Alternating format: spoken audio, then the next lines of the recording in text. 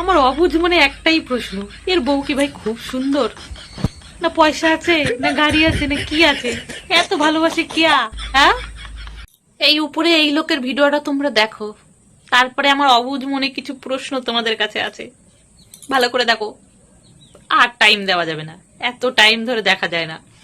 তো এই লোক যেটা করেছে, ওর বউ জল আনতে গেছে, পাড়ার লোক অপমান করেছে, জল দেয়নি, বউ বাড়ি এসে বলেছে, আর এই লোক সেই রাগে পড়ে, বউকে অপমান করেছে পাড়ার লোক, রাগে পড়ে মস্ত এক কুয়ো খুঁড়ে ফেলেছে, পাথর কেটে কুয়ো খুঁড়ে ফেলেছে, বউকে আর বাইরে জল আনতে দেবে না।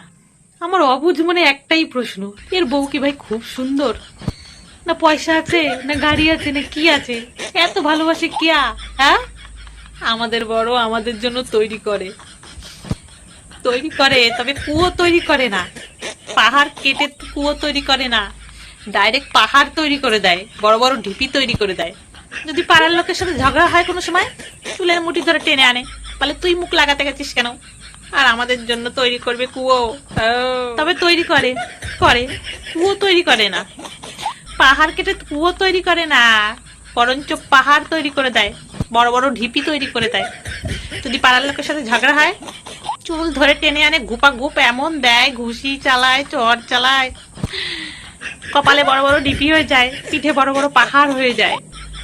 আমাদের বর তৈরি করে, পাহাড় তৈরি করে, ডিপি তৈরি করে।